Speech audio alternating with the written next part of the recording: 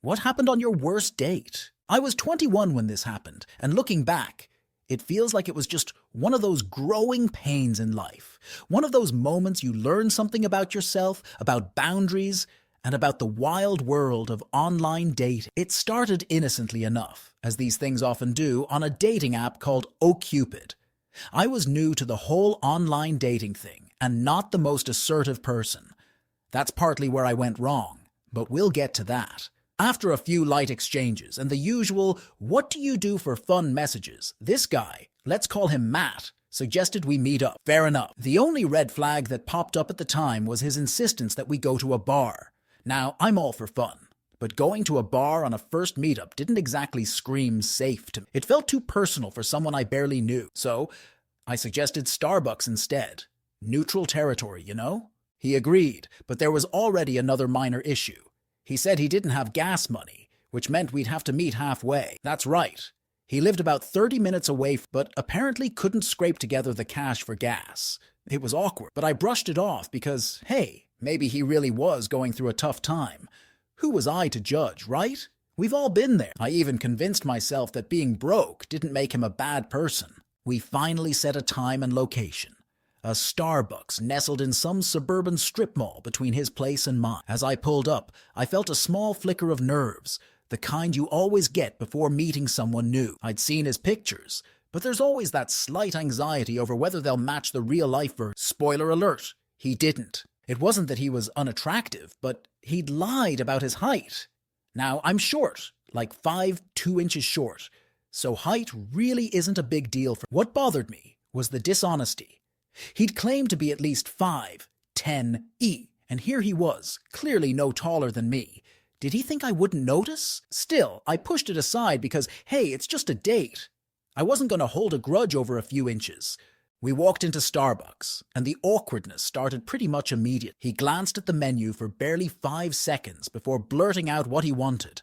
A large, super fancy, extra foamy frappuccino thing with all the bells and whistles. I was already feeling a little uncomfortable when he abruptly said, "I need to use the bathroom real quick. Could you order for me?" I blinked in confusion. Was this guy really asking me to pay for his drink?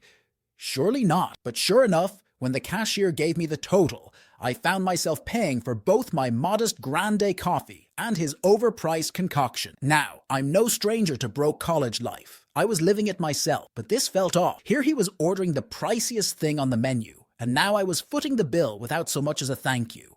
I tried to rationalize it away. Maybe he really had to go to the bathroom?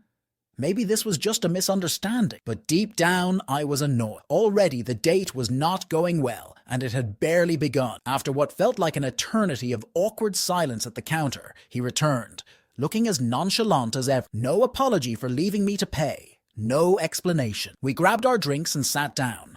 To my surprise, he suggested we go sit in his car. Red flag number. What was this? 3? I'd lost count. There was no way I was getting into a stranger's car, so I countered by offering to sit in my own car. At least I'd have control of the situation if things got weird. And weird they got. From the moment we sat down, the conversation, or lack thereof, was painfully awkward.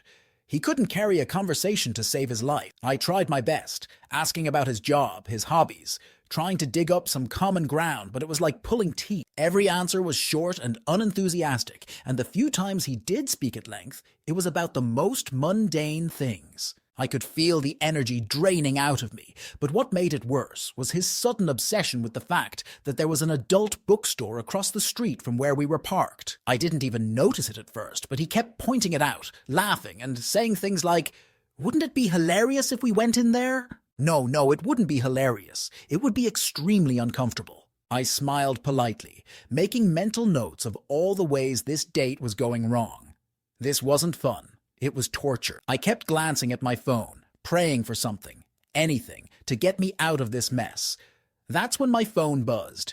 It was a text from a friend inviting me to a bonfire at her boyfriend's house. Thank God! I saw my opportunity, a way to gracefully exit this nightmare, and I took it. "Hey, my friend's having a bonfire nearby," I said, flashing him the screen as if to prove it wasn't just an excuse to leave. "I'm going to head there. It's been fun."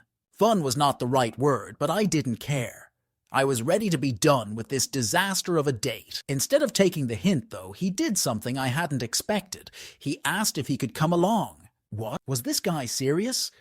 I barely knew him, and yet here he was asking to join me at a private party. The polite thing to do would have been to say, "Sorry, it's not that kind of gathering." But once again, my inability to say no kicked in. Sure, I stammered, mentally kicking myself for not being more firm. And so, to my dismay, I ended up driving this guy to a party I had hoped would be my escape. As I pulled away from the Starbucks parking lot, Matt settled into the passenger seat, way too comfortably for someone who just met. My mind was racing, wondering how the rest of this night was going to play out. I should have just said no, dropped him back off at his car, and called it a night. But there I was, headed to my friend's bonfire with a guy who, by this point, was starting to feel like a walking red flag. The drive to the bonfire was awkward at best. Matt, who had barely said 2 words throughout our Starbucks encounter, suddenly seemed eager to talk. But the conversation topics were strange. He kept making awkward jokes, most of them in nature, referencing that adult bookstore we had passed earlier. Every few minutes he would laugh and say something like, "Wouldn't it be funny if we just swung by there real quick? You know, for fun?" No, it would not be fun, Matt. In fact, it would be the opposite of fun. I tried to steer the conversation toward more normal topics like music or movies, but it was clear he was only half interested in anything I had to say. I was now starting to regret bringing him along, but I didn't have much of a choice. He was in my car, and we were halfway to the party. At this point, I just hoped I could blend him into the crowd at the bonfire and avoid him for the rest of the night. We arrived at my friend's boyfriend's house, a small but cozy spot with a decent backyard. The bonfire was already going, and a group of my friends was gathered around it, laughing, drinking, and roasting marshmallows. It looked like the perfect escape from my increasingly awkward date. But Matt had other plans. Instead of hanging back or trying to mingle with the group, he stuck to me like glue. It was as if he had some unspoken claim over me after our not-so-glamorous Starbucks rendezvous. Every time I moved to talk to someone, Matt would follow, hovering beside me like an overly possessive shadow. It wasn't just annoying, it was suffocating. To make matters worse, he began acting like we were a couple. Every time I said something to one of my friends, he would chime in, adding his 2 cents as if he was part of the conversation.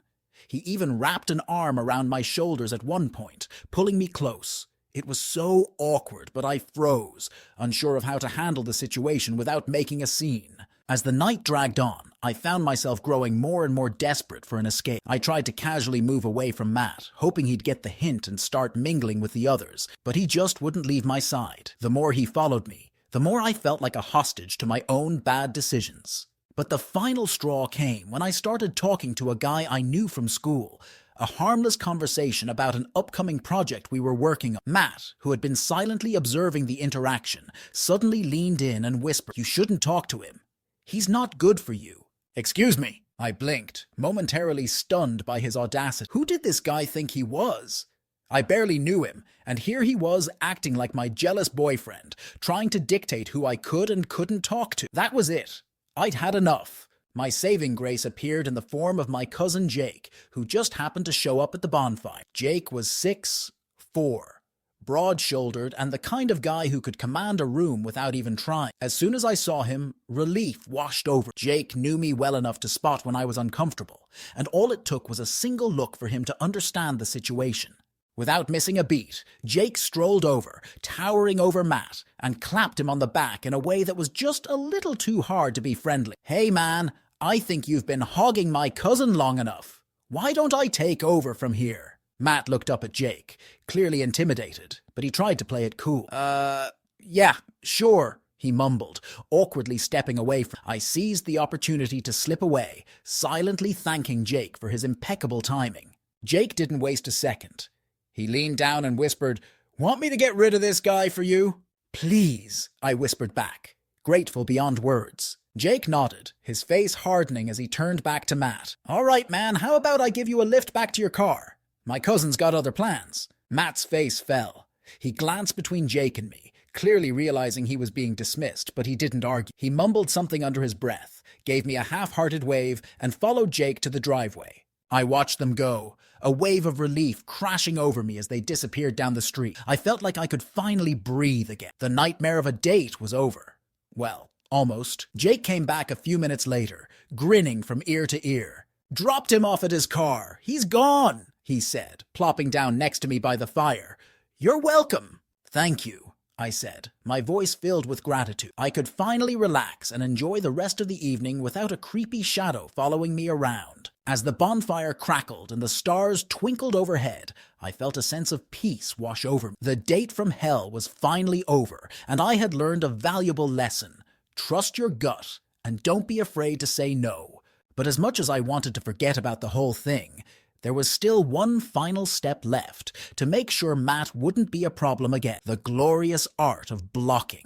Once Matt was gone and I was finally able to breathe, I let myself sink into the warm comfort of the bond, feeling the tension slowly leave my body. My cousin, Jake, was still smirking at me from across the fire, clearly proud of himself for swooping in like some kind of awkward date superhero. I smiled back at him, grateful for the intervention, but also irritated with myself for having let the situation get as far as it did. I knew what I had to do next. As everyone around me laughed and swapped stories, I discreetly pulled out my phone and found Matt's number. My thumb hovered over the screen for just a moment before I hit the block button. There was a tiny thrill of satisfaction as his number disappeared from my contacts list.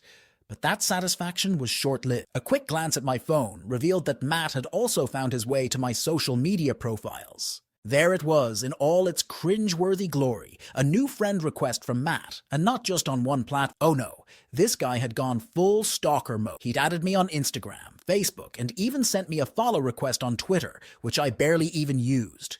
My heart sank. Blocking his phone number wasn't going to be enough. I was going to have to do a full digital sweep to get rid of this guy. I accepted my fate, pulling up each app one by one, clicking through the settings, and hitting the block button on every single account. A weird feeling settled in my gut, a mix of frustration and, if I'm being honest, a little bit of fear. It wasn't just the fact that he was persistent. It was the way he had gone from being indifferent and awkward to possessive and clingy in the span of a couple of hours. It wasn't normal, and it definitely wasn't something I wanted lingering around in my life. With Matt officially blocked on all fronts, I put my phone away, trying to focus on the laughter and warmth around me. My friends were oblivious to the chaos I had just gone through, and for the next hour or so, I let myself sink into their world, grateful to have escaped. But of course, the night couldn't end without a bit more drama. Just as I was starting to feel at ease, my phone buzzed again. This time, it was a text message from an unknown number. My stomach dropped. I opened the message, and sure enough, it was from Matt. Somehow, he had found another way to contact me, and now he was sending me what could only be described as a guilt trip novella. "Hey, I just wanted to say I had a really great time with you tonight," the message began, though I was doubtful. He continued, "I felt like we really connected, and I don't get why you've been ignoring me since I left. I thought we had something good going, but maybe I was wrong. If you didn't like me, you could have just told me. I'm not mad. Just confused, and I'd really like to know what happened. I think we could make something work if you give it another chance." I stared at my phone in disbelief. Make something work? What exactly was he talking about?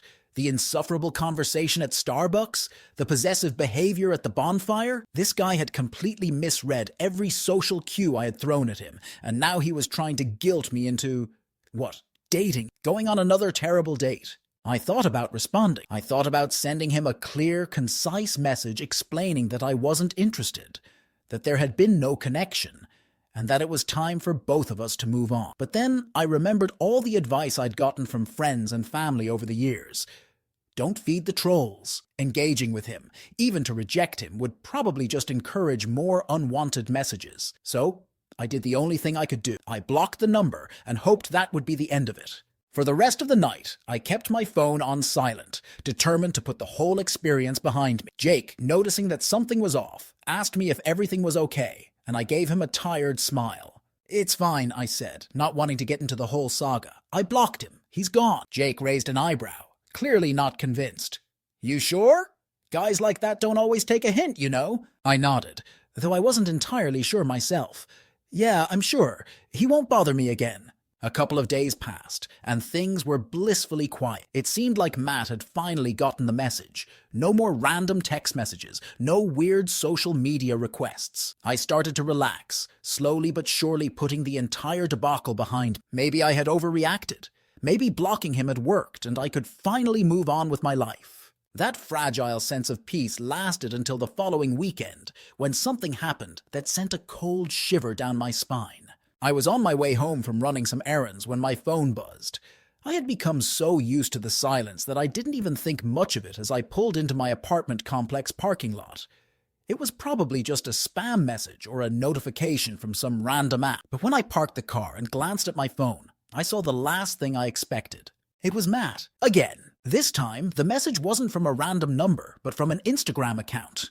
I had blocked him on every platform, or at least I thought I had. But apparently, he had made a new account just to message me. The message was short, but it still made my heart race. "Hey, I really need to talk to you. Can we meet up?" I stared at the screen, my mind racing. How had he even found me? I'd blocked him on everything. I hadn't posted anything on social media about where I was going or what I was doing, and I'd been careful not to give him any personal information. Yet here he was, reaching out again like he hadn't done anything wrong. I was furious, but more than that, I was scared. This wasn't normal behavior. This wasn't just some guy who couldn't take a hint. This was someone who was actively trying to push through the barriers I had set up to protect myself. My first instinct was to delete the message and block the account, but I hesitated. Something about the situation felt different this time. The fact that he was still trying to reach me, even after I'd made it clear I wasn't interested, was unsettling. I decided to screenshot the message before blocking him again. If this turned into something more serious, I wanted to have a record of everything. After blocking his new account, I put my phone down, my hands trembling slightly. This was starting to feel like more than just an annoying ex-date who couldn't take a hint.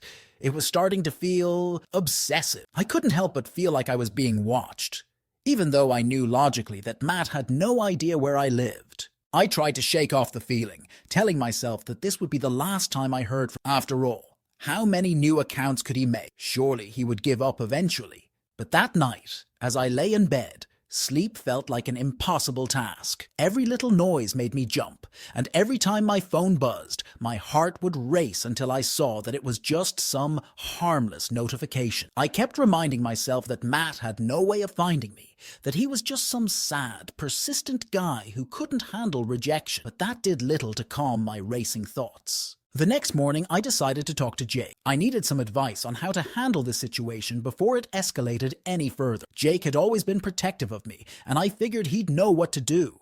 When I met up with him later that day, I told him everything. About the weird messages, the new social media accounts, and how I just couldn't seem to shake this guy. Jake listened carefully, his expression growing darker with every detail. "You should report him," Jake said firmly after I finished. "This isn't normal, and it's definitely not okay. You need to let someone know before he tries anything else." The idea of reporting Matt hadn't even crossed my mind. I mean, sure, he was annoying and creepy, but did that really warrant getting the authorities involved? I wasn't sure. I didn't want to blow things out of proportion. "I don't know," I said hesitant. "Do you think it's that serious? He hasn't done anything threatening, just annoying." Jake shook his head. "It's not about what he's done so far. It's about what he might do next. You said he's been persistent, right? If he's willing to go this far, he might go further. Better to be safe than sorry." I nodded, realizing he had a point. It wasn't just about the texts or the new Instagram account. It was about the fact that Matt had crossed boundaries multiple times and didn't seem to care. With Jake's encouragement, I went online that night and reported Matt's accounts for harassment. I didn't think it would lead to much, but it felt like a small step in reclaiming my peace of mind. I also told a few close friends about what was going on, just so they'd be aware in case Matt tried to contact them or show up somewhere unannounced. Days passed, and thankfully, there were no more messages from Matt.